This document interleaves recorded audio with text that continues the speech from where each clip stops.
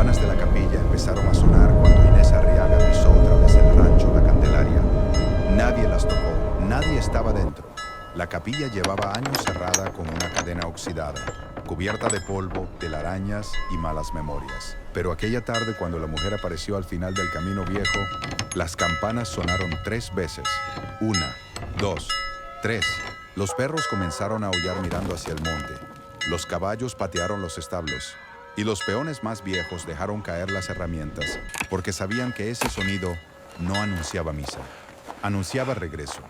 Inés venía vestida de negro. Traía el cabello blanco recogido, una maleta gastada en una mano y una caja de madera en la otra.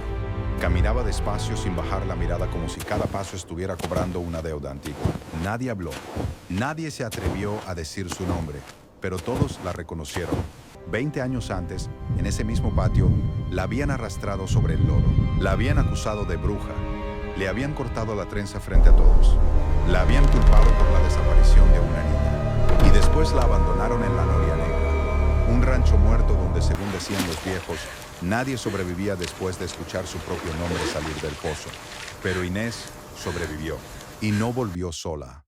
Volvió con una caja llena de papeles, con una cinta blanca manchada de tierra, con el cuaderno de un hombre muerto, y con una lista de nombres que el pozo había repetido durante 20 años. Cuando Damián Roldán salió al corredor de la casa grande y la vio parada en el patio, intentó sonreír, pero no pudo, porque él sabía algo que los demás apenas estaban por descubrir. Sabía que Inés no había regresado para pedir perdón. Sabía que no había vuelto para suplicar justicia. Sabía que esa mujer traía en las manos la verdad que podía hundir a toda la familia Roldán. Entonces, Inés dejó la caja sobre una mesa vieja, levantó la mirada y dijo: «Hoy no vengo a hablar por mí». El viento sopló con fuerza. La cadena de la capilla golpeó contra la puerta, y desde el fondo del camino, donde empezaba la ruta hacia la Noria Negra, se escuchó un sonido seco. 3 golpes, como una mano tocando desde debajo de la tierra. Todos se quedaron inmóviles. Inés abrió la caja, sacó una cinta blanca, la misma cinta que llevaba Lucía Roldán la noche en que desapareció. La niña de 9 años a la que todos creyeron perdida por culpa de una bruja. La niña que, según Inés, nunca salió del rancho. Damián dio un paso atrás. «Guarda eso», dijo con la voz quebrada. Inés no lo obedeció. Sacó un cuaderno viejo, abrió una página marcada con sangre seca y leyó el primer nombre: Lucía Roldán. Una mujer gritó. El padre Ignacio se santiguó, y los más ancianos del rancho entendieron que lo que venía no era una historia de fantasmas, era peor. Era una historia de vivos que usaron el miedo para ocultar un crimen. Porque el rancho La Candelaria nunca estuvo maldito por las almas que lloraban en el monte. Estuvo maldito por los secretos que la casa grande enterró bajo el pozo.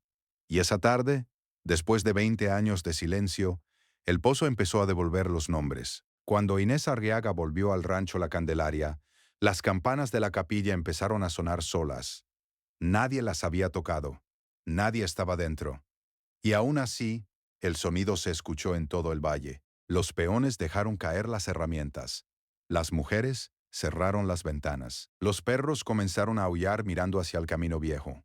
Porque todos en el pueblo sabían una cosa: esas campanas solo sonaban cuando alguien regresaba del pasado. Y aquella tarde, el pasado regresó vestido de negro, con una maleta en una mano y una caja de madera en la otra. Era Inés, la misma mujer que 20 años atrás habían arrastrado por ese mismo patio, la misma a la que llamaron bruja, la misma a la que acusaron de traer desgracia al rancho, la misma a la que dejaron abandonada en la Noria Negra, un rancho viejo donde, según decían, nadie sobrevivía después de la medianoche. Pero Inés no murió, tampoco olvidó. Durante 20 años cargó con el desprecio de un pueblo entero.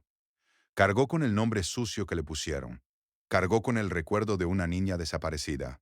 Y cargó con una verdad que nadie quiso escuchar, porque el verdadero horror del rancho, La Candelaria, no estaba en los fantasmas, estaba en los vivos. Antes de seguir, escríbeme en los comentarios desde qué ciudad o país estás viendo esta historia, porque esta es una historia de abandono, humillación, misterio y una verdad enterrada bajo el pozo más oscuro del rancho. El rancho La Candelaria era el orgullo de la región. Desde el camino principal se veía enorme, blanco y silencioso, rodeado de potreros, árboles secos y cerros oscuros que parecían vigilarlo todo. De día, el rancho parecía una postal. De noche, parecía otra cosa. Cuando caía el sol, el viento bajaba desde el monte y hacía crujir las ventanas de la casa grande. Los animales se inquietaban sin razón. Las lámparas temblaban, aunque no hubiera corriente de aire. Y desde el fondo del terreno, donde empezaba el camino hacia la noria negra, se escuchaba a veces un lamento largo, como si alguien llamara por su nombre a quienes ya no estaban. Los viejos del pueblo decían que esas tierras habían nacido torcidas. Decían que antes de ser rancho, aquel lugar fue cementerio de viajeros. Decían que bajo sus potreros había huesos sin cruz, pero los Roldán, dueños de la Candelaria, no creían en esas cosas. O fingían no creer. Don Severiano Roldán era el patrón, un hombre viejo, duro, respetado más por miedo que por cariño. Tenía la voz seca, la mirada pesada y una manera de caminar que hacía que todos se apartaran antes de que él lo pidiera. Su esposa, doña Ágata, era aún más temida. No necesitaba gritar.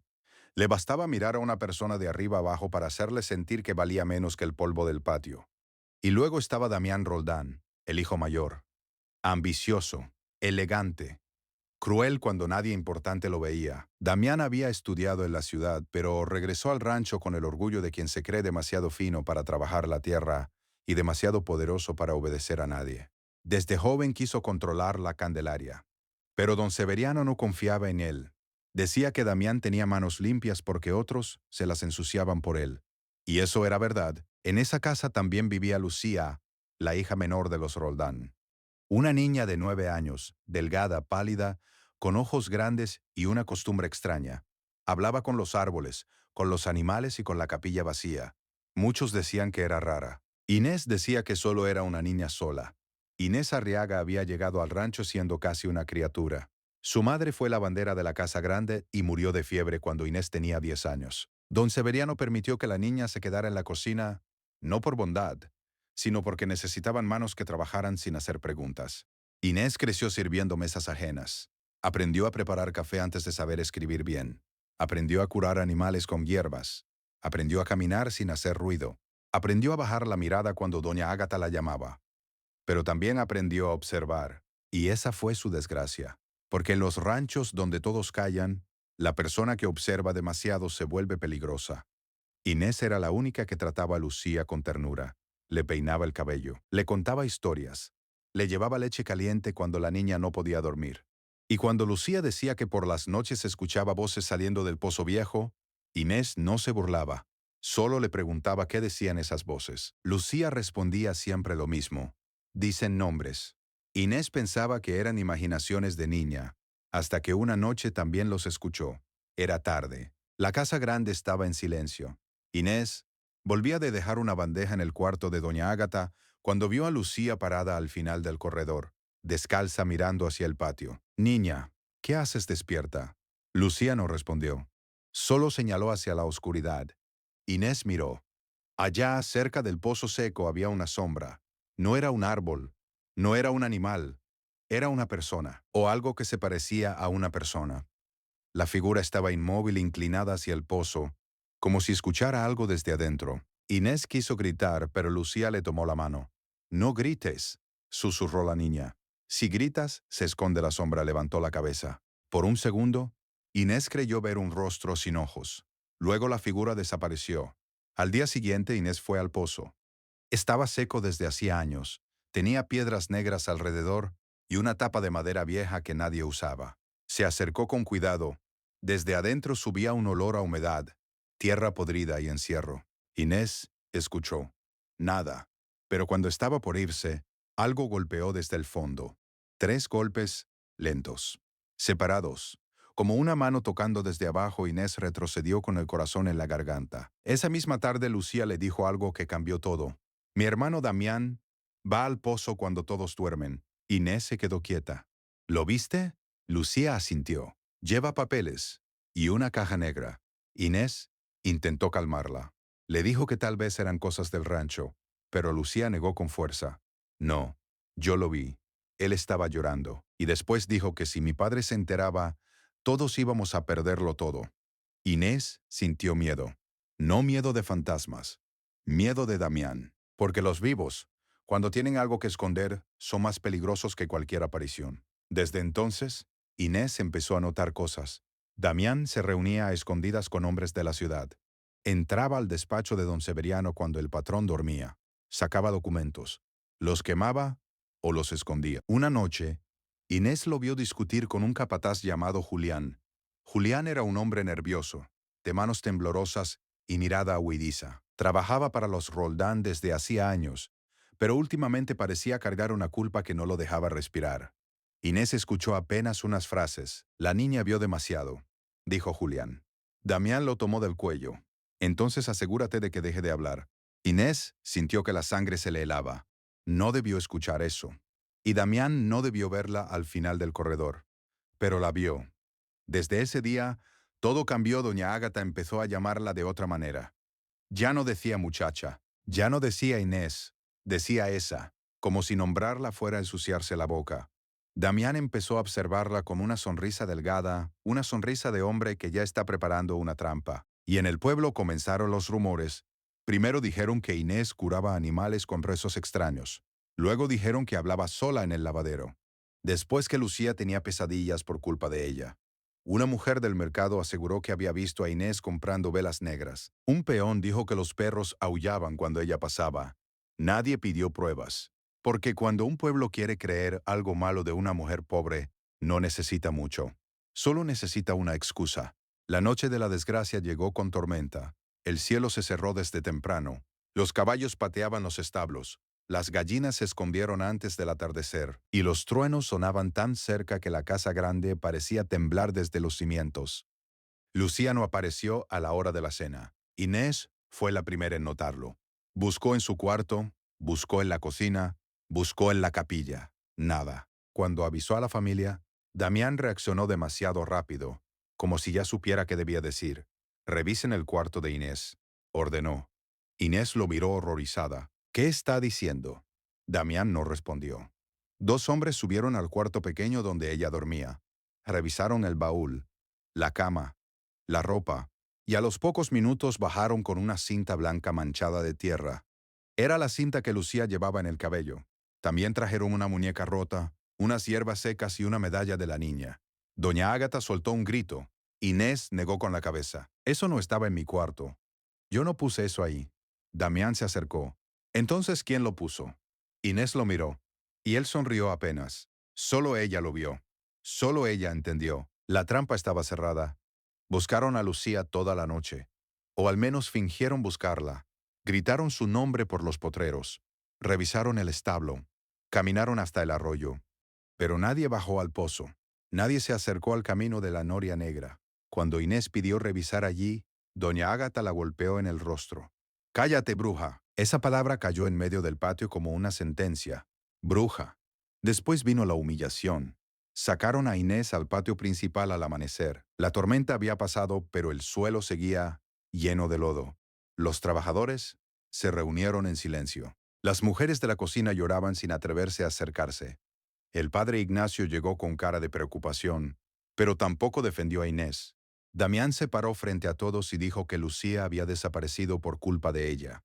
Dijo que la niña estaba rara desde que Inés la cuidaba. Dijo que en su cuarto habían encontrado objetos de brujería. Dijo que la desgracia había entrado al rancho por la puerta de servicio. Inés gritó que era mentira. Gritó que Damián estaba ocultando algo. Gritó que Lucía le había contado sobre los papeles, la caja negra y el pozo. Pero nadie quiso escucharla, porque escucharla significaba sospechar del hijo del patrón. Y en la Candelaria, nadie sospechaba de un Roldán en voz alta.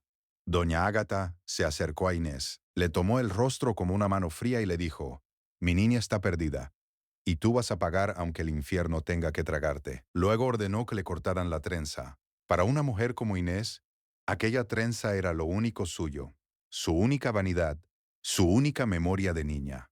Su madre se la peinaba cuando aún vivía. Uno de los hombres tomó un cuchillo. Inés forcejeó.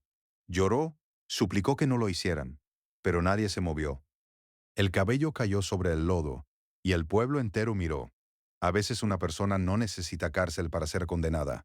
A veces basta con que todos la vean de rodillas y decidan que no merece defensa. Después la subieron a una carreta. No la llevaron a la policía. No la llevaron al pueblo. La llevaron al camino viejo, al lugar del que nadie regresaba de noche. La Noria Negra era un rancho abandonado desde hacía décadas. Las paredes estaban rotas, el techo vencido, el patio cubierto de maleza.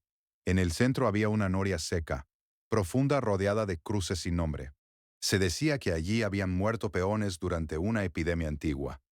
Se decía que por las noches una mujer lloraba junto al pozo. Se decía que quien dormía allí escuchaba su propio nombre antes de morir. Damián bajó de la carreta y miró a Inés con desprecio. Si tanto te gustan los muertos, quédate con ellos. La dejaron allí, sin comida, sin agua, con el vestido manchado de lodo, con la cara golpeada, con la trenza cortada y con un nombre nuevo que no había pedido: bruja. Cuando la carreta se alejó, Inés quedó sola. El silencio de la Noria Negra era distinto al de otros lugares. No era tranquilidad, era espera, como si las paredes viejas estuvieran escuchando. Inés entró a la casa abandonada y se acurrucó en una esquina. Temblaba de frío, de rabia, de miedo. Afuera, el viento movía la noria seca. La madera giraba aunque no había agua. Giraba lentamente, con un quejido largo.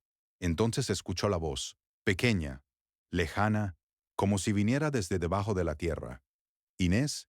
Ella abrió los ojos, no respiró. La voz volvió. Inés. Era la voz de Lucía. Inés salió corriendo al patio. Miró hacia la noria. No había nadie, pero desde el fondo del pozo seco subieron 3 golpes, los mismos que había escuchado en la Candelaria. 3 golpes, lentos, como una mano pidiendo salir. Inés quiso acercarse, pero el miedo la detuvo. Lucía. El viento respondió con un lamento. Después se escuchó otra voz, más grave, más rota. Una voz de hombre. No fue ella. Inés cayó de rodillas. Esa noche no durmió. Al amanecer pensó que tal vez la desesperación le había hecho imaginarlo todo. Pero en la tierra húmeda alrededor de la noria encontró una cinta blanca, igual a la de Lucía. No estaba vieja, no estaba rota, parecía recién dejada allí. Inés la tomó con manos temblorosas, y por primera vez desde que la acusaron, no sintió solo miedo, sintió que la niña desaparecida intentaba decirle algo. Los días siguientes fueron una prueba de resistencia. Inés sobrevivió comiendo raíces, frutas silvestres y lo poco que encontraba en los alrededores. Bebía agua de lluvia acumulada en unas piedras. Dormía de día, de noche permanecía despierta escuchando. Cada medianoche, la noria giraba. Cada medianoche, el pozo golpeaba 3 veces. Y cada medianoche, una voz distinta decía un nombre. Primero fue Lucía, después Julián, después Carmen, después Esteban. Nombres que Inés no conocía, o que apenas recordaba de trabajadores que habían desaparecido años atrás. Una tarde, mientras buscaba leña detrás de la casa, encontró una puerta medio enterrada bajo ramas secas. No era una bodega común. Era una entrada baja cubierta con piedras, como si alguien hubiera querido ocultarla. Inés removió la tierra con las manos hasta hacerse sangre. Abrió. Adentro había un túnel pequeño. El aire olía a encierro, a humedad, a secreto viejo. Con una lámpara improvisada entró. El túnel conducía a una habitación subterránea. Allí encontró cajas, papeles, ropa vieja, herramientas y un baúl negro, la caja negra que Lucía había mencionado. Inés no pudo abrirla, pero sobre el baúl había un cuaderno envuelto en tela. Lo tomó. Era de Julián el capataz. Las primeras páginas tenían cuentas del rancho, pagos, ventas, nombres de trabajadores. Pero después la letra cambiaba, se volvía temblorosa, desesperada. Julián había escrito confesiones, hablaba de documentos falsificados, de tierras vendidas sin permiso de don Severiano, de peones amenazados, de hombres desaparecidos después de reclamar dinero. Y luego, en una página manchada, aparecía el nombre de Lucía. Inés no sabe nada. La niña vio a Damián escondiendo los papeles. Damián dice que hay que culpar a la muchacha. Dice que el pueblo creerá cualquier cosa si usamos la palabra bruja. Inés sintió que el mundo se detenía. Siguió leyendo. La niña está viva. La llevaron al cuarto viejo bajo la noria. Damián dice que solo será por unos días, hasta que firme el último contrato. Pero la niña tiene fiebre. Pide por Inés. No puedo seguir con esto. Inés soltó un grito. Buscó en la habitación, golpeó paredes, movió cajas, encontró otra puerta, pero estaba cerrada desde el otro lado. Gritó el nombre de Lucía hasta quedarse sin voz. Nadie respondió. Solo el pozo. 3 golpes. Esa noche, Inés entendió la verdad. Lucía no había desaparecido por brujería. Lucía fue escondida, usada, silenciada y después probablemente abandonada como abandonaron a Inés. El horror no venía del monte, no venía de las cruces, no venía de las campanas, venía de Damián Roldán. Pero Inés no tenía fuerza para volver, no tenía pruebas completas, no tenía a quién acudir. Si aparecía en el pueblo, volverían a llamarla bruja. Si acusaba a Damián, dirían que estaba loca. Así que hizo lo único que podía hacer. Guardó el cuaderno, guardó la cinta y juró sobrevivir. Pasaron años. La noria negra dejó de ser su condena y se convirtió en su refugio.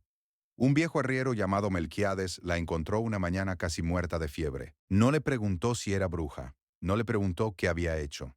Solo le llevó agua, pan y una manta. Con el tiempo, Melquiades le ayudó a salir de la región. Inés se fue lejos. Trabajó lavando ropa. Después cuidó a enfermos. Luego aprendió a leer documentos gracias a una maestra retirada que le tuvo compasión. Nunca volvió a casarse. Nunca tuvo hijos. Pero cada noche antes de dormir abría el cuaderno de Julián y leía los nombres. Lucía, Carmen, Esteban, Rogelio, Mateo. Nombres de personas que alguna vez fueron borradas por los Roldán. Nombres que el rancho había tragado. Nombres que el pozo repetía como una oración oscura. 20 años después, Inés recibió una carta. No venía firmada. Dentro solo había una frase. Damián va a vender la Candelaria. Si vuelve a venderla, las pruebas desaparecerán para siempre. También había una llave oxidada. Y una dirección. La dirección del antiguo notario que trabajó para los Roldán. Inés viajó esa misma semana. El notario ya estaba viejo, casi ciego. Vivía solo, rodeado de papeles, medicinas y miedo. Cuando vio a Inés, se echó a llorar. No pidió perdón al principio, solo lloró.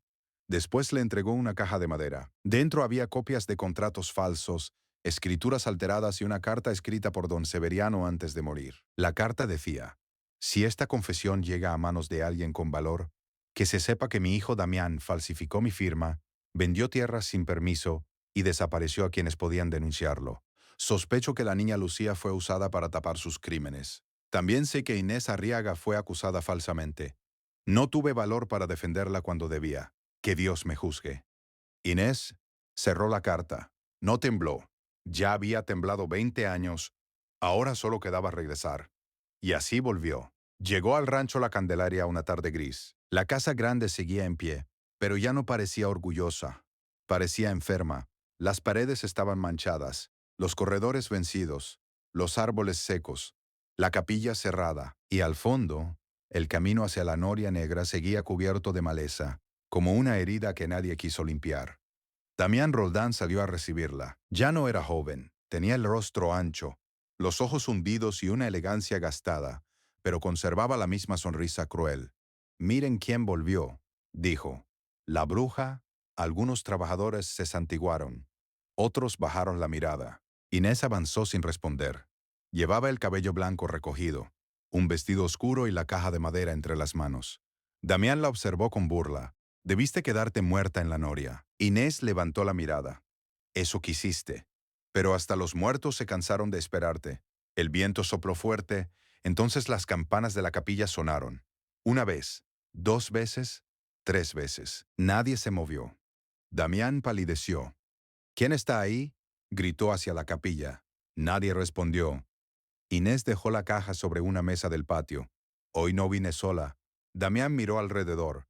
No veo a nadie. Inés abrió la caja. Vinieron ellos. Sacó el cuaderno de Julián. Sacó la carta de don Severiano. Sacó las escrituras falsas. Sacó la cinta blanca de Lucía. Cada objeto cayó sobre la mesa como una piedra sobre una tumba. La gente empezó a acercarse. Viejos trabajadores, vecinos, mujeres que recordaban la noche en que Inés fue expulsada. El padre Ignacio, ya anciano, llegó apoyado en un bastón. Cuando vio a Inés, no pudo sostenerle la mirada. Yo estaba allí, murmuró. Inés lo escuchó. Sí, padre. Usted estaba allí. No hizo falta decir más. Damián intentó tomar los papeles. Inés no se lo permitió. Son copias, dijo ella. Los originales ya están en manos de la autoridad. Por primera vez, Damián perdió la sonrisa. ¿Qué quieres? Inés miró el patio. El mismo patio donde le cortaron el cabello. El mismo patio donde la llamaron bruja. El mismo patio donde nadie la defendió. Quiero que escuchen los nombres. Abrió el cuaderno y empezó a leer. Lucía Roldán, Julián Vargas, Carmen Solís, Esteban Mena, Rogelio Cruz, Mateo Saldaña. Con cada nombre, alguien en el público reaccionaba. Una mujer se tapó la boca. Un anciano comenzó a llorar. Un joven preguntó quién era Mateo. Su madre le susurró que era su abuelo, desaparecido antes de que él naciera. Inés siguió leyendo. El rancho entero parecía hundirse bajo el peso de lo que había callado. Damián gritó que todo era mentira, que eran papeles de una loca, que Inés había vuelto para vengarse. Entonces una voz vieja habló desde el fondo. Era Melquiades, el arriero que la había salvado años atrás. Yo la encontré moribunda en la noria negra. Si ella hubiera sido culpable, habría huido. Pero no huyó, sobrevivió cargando pruebas. Después habló el notario. Había llegado con 2 hombres de la autoridad. Temblaba tanto que apenas podía sostenerse. Yo di fe de documentos falsos por orden de Damián Roldán, confesó, y guardé copias por miedo a que me mataran. El silencio que siguió fue profundo. Damián ya no gritó, solo respiraba con dificultad. Inés tomó la cinta blanca de Lucía. ¿Dónde la dejaste? Damián no respondió. ¿Dónde dejaste a la niña? Doña Ágata ya no vivía para defenderlo. Don Severiano tampoco. Solo quedaba él, el hombre que había convertido una desaparición en acusación. El hombre que había usado el miedo del pueblo para borrar a una inocente. El hombre que ahora miraba hacia la noria negra, como si desde allí alguien lo estuviera llamando. Entonces ocurrió algo que nadie olvidó. Desde el fondo del camino viejo, la noria comenzó a girar. Estaba lejos, muy lejos, pero todos escucharon el quejido de la madera. Luego vinieron 3 golpes secos, como una mano tocando desde debajo de la tierra. Damián cayó de rodillas. No por arrepentimiento, por terror. Yo no quería matarla, murmuró. La gente retrocedió. Inés cerró los ojos. La verdad salió al fin, pero no trajo alivio. Trajo un frío más grande. Damián confesó entre sollozos que Lucía había visto documentos que no debía ver, que la encerró en una habitación subterránea de la noria negra, que solo pensaba dejarla allí una noche, que Julián intentó ayudarla, que todo se salió de control, que después fue demasiado tarde. Inés no se movió. Durante 20 años había imaginado ese momento. Había pensado que gritaría, que lo golpearía, que sentiría paz al escucharlo confesar, pero no sintió paz. Solo sintió el peso de una niña que nunca debió quedar sola en la oscuridad. Las autoridades se llevaron a Damián esa misma tarde. No hubo escándalo, no hubo golpes. No hizo falta. El hombre que había mandado sobre todos salió del rancho con la cabeza baja, mientras el pueblo lo miraba sin atreverse a pronunciar su nombre, así como habían mirado a Inés 20 años antes. Pero esta vez, la vergüenza no era de la víctima, era del culpable. Después abrieron la noria negra. No fue fácil. El camino estaba cubierto, la entrada subterránea casi destruida, pero encontraron la habitación. Encontraron restos de ropa, una medalla, paredes marcadas con uñas pequeñas, y en una esquina escrita con carbón una frase: Inés no fue. Nadie habló al verla, ni el padre Ignacio, ni los trabajadores, ni las mujeres que una vez la llamaron bruja. Inés tocó la pared con la punta de 2 dedos. No lloró al principio. Solo apoyó la frente contra la piedra. Después susurró: yo sí te creí, niña, solo llegué tarde. Esa noche, por primera vez en muchos años, la noria no giró. El viento siguió soplando. Los perros siguieron aullando a lo lejos. Pero los golpes del pozo se detuvieron, como si los muertos al fin hubieran sido escuchados. El nombre de Inés fue limpiado, no por bondad del pueblo, no por arrepentimiento espontáneo, sino porque las pruebas ya no podían enterrarse otra vez. Algunos fueron a pedirle perdón. El padre Ignacio fue uno de ellos. Llegó con el rostro viejo, las manos temblorosas y la voz quebrada. Debí defenderte, dijo. Inés lo miró largo rato. Sí. Él esperó algo más. Tal vez una absolución, tal vez una frase dulce, pero Inés no se la dio, porque hay perdones que solo se piden para que el culpable duerma mejor. Y ella no había vuelto para dormir la culpa de nadie. También llegaron mujeres del pueblo. Algunas lloraron. Dijeron que eran otros tiempos, que tenían miedo, que no sabían. Inés las escuchó en silencio. Luego respondió: no saber no fue el pecado. El pecado fue no querer preguntar. Nadie supo qué decir, porque la verdad Cuando se dice sin gritos, puede doler más. Inés no se quedó en la casa grande. Tampoco reclamó tierras. No quiso dormir bajo el techo de los Roldán. Pidió solamente una cosa: que la capilla fuera abierta. Que los nombres encontrados en el cuaderno se escribieran en una placa, y que Lucía tuviera una cruz con su nombre. El día que colocaron la cruz, todo el pueblo asistió. No por curiosidad, por vergüenza. Inés puso sobre la tierra la cinta blanca de la niña. El viento la movió suavemente. Por un instante algunos dijeron haber visto una figura pequeña parada junto a la capilla. Una niña con vestido claro. Otros dijeron que no, que solo era la luz. Inés no dijo nada, pero sonrió apenas. Esa noche durmió en una habitación sencilla de la posada del pueblo. Por primera vez en 20 años, no escuchó golpes, no escuchó nombres, no escuchó la noria. Solo silencio, un silencio limpio. Al amanecer, antes de irse caminó sola hasta el patio de la Candelaria. El sol apenas empezaba a tocar las paredes viejas. El rancho ya no parecía maldito, parecía cansado, como una casa obligada a recordar lo que todos quisieron negar. Inés se detuvo en el lugar exacto donde le cortaron la trenza. Tocó su cabello blanco. Luego miró hacia el camino de la noria negra. Durante años pensó que allí la habían condenado, pero ahora entendía algo distinto. En ese lugar donde quisieron matarla de miedo, la verdad la encontró. Allí donde la llamaron bruja, aprendió a escuchar lo que nadie quería oír. Allí donde la dejaron sola, los muertos le hicieron compañía. La gente del pueblo volvió a hablar de Inés Arriaga, pero ya no como antes. Ya no decían la bruja, ya no decían la loca, ya no decían la maldita. Ahora decían su nombre con cuidado, como se nombran las cosas que dan vergüenza. Pero Inés no necesitaba que el pueblo la quisiera. Tampoco necesitaba que la admiraran. Solo necesitaba que dejaran de mentir, porque una mentira puede destruir una vida, puede cambiar un nombre, puede convertir a una inocente en monstruo, puede hacer que todo un pueblo mire hacia otro lado mientras una mujer es humillada. Pero la verdad tiene memoria, y a veces no vuelve como un grito.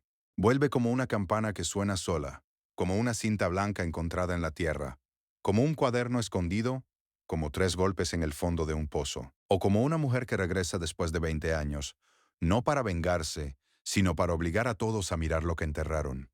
Inés Arriaga fue abandonada en un rancho maldito, pero el rancho nunca fue el verdadero maldito. Malditos fueron los que usaron el miedo para ocultar sus crímenes. Malditos fueron los que callaron. Malditos fueron los que prefirieron creer en brujas antes que aceptar que el monstruo vivía en la casa grande. Y si esta historia deja una lección, es esta. Nunca llames loca a una persona solo porque su verdad te incomoda. Nunca llames bruja a una mujer solo porque sabe más de lo que debería. Y nunca creas que una injusticia queda enterrada para siempre. Porque tarde o temprano, hasta los pozos más oscuros devuelven los nombres que alguien quiso borrar. Si esta historia te atrapó, deja tu like. Y dime en los comentarios, ¿tú crees que hay lugares que guardan la memoria de las injusticias? Nos encontramos en la próxima historia de Rancho Enigmático.